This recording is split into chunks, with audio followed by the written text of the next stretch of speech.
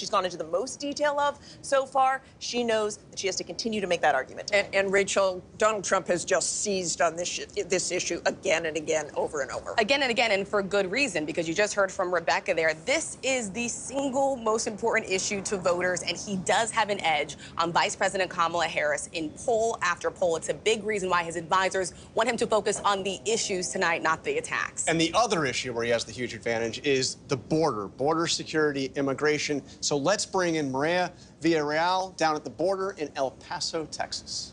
Maria.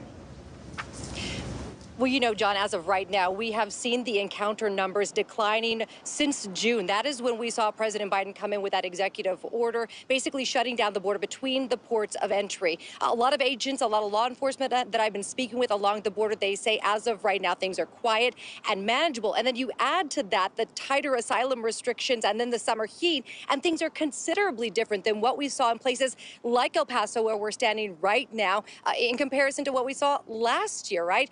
The thing about immigration is it is an unknown for most of America, and that generates a lot of fear in people, which is why this has become a very hot topic. When we saw Trump on the border in Arizona a few weeks ago, he laid out part of his plan talking about tighter restrictions and penalties as part of what he wants to do if he's elected. On the other side of it, we haven't heard much from Harris when it comes to her immigration plan, other than she would try and resurrect that border security bill that was torpedoed right now.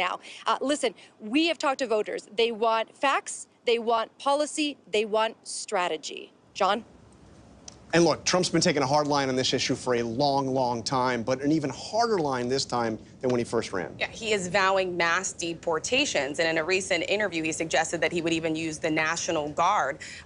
And even the military to target. We're talking about 15 million to 20 million people, possibly. The last government estimate was 11 million migrants, which he hasn't necessarily explained exactly how this would be carried out, but it is one of the campaign promises that he makes over and over again at every single rally, John. And Kamala Harris defending her record. She's not the border czar. They call her the border czar. Yeah, and she knows tonight that she has to make clear to voters really what her role was here. She was not the border czar. She was never tasked with border security, as Trump has argued. She was put in charge of addressing the root causes of immigration. But it is certainly safe to say that they know this is a vulnerability for her. She is braced for those attacks to come tonight. Okay, another key issue, crime and safety, of course, top issue in the election. Chief Justice correspondent Pierre Thomas has been tracking this for us. Pierre, joining us from D.C., Donald Trump has been slamming Democrats and Kamala Harris over the issue of violent crime, saying that it is way on the rise. What is the reality here? John, here are the facts. Crime, particularly violent crime and gun violence, rose dramatically in Trump's final year in office.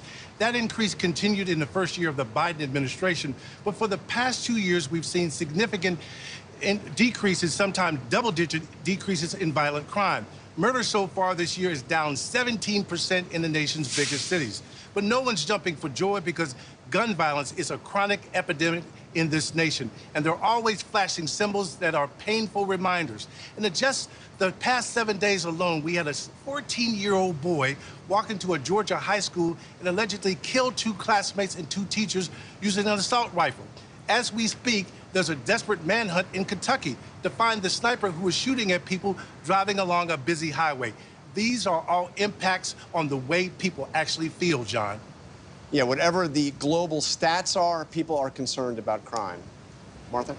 And, of course, another key issue, abortion, Mary. And Kamala Harris looks at this as a very strong issue for the Democrats. She has been out in front on this issue and hammering Donald Trump on this, blaming him, pointing the finger squarely at him, saying he is to blame for the tough new abortion restrictions sweeping the country. We have seen over and over again that she notes that he has bragged about appointing the Supreme Court justices who overturned Roe. She knows that polling shows this is a winning issue for her. And, of course, that every time that abortion access has been on the ballot since Roe was overturned, reproductive rights have won. They see this as an issue that they hope will drive voters to the polls in November, especially as Donald Trump has been really struggling to define his position. And he really has struggled to define that position. He takes credit for helping to overturn Roe v. Wade, but otherwise not very specific. He has been all over the map on this issue, but when you look at his record and what he has done, he has appointed 3 of the 5 Supreme Court justices that overturned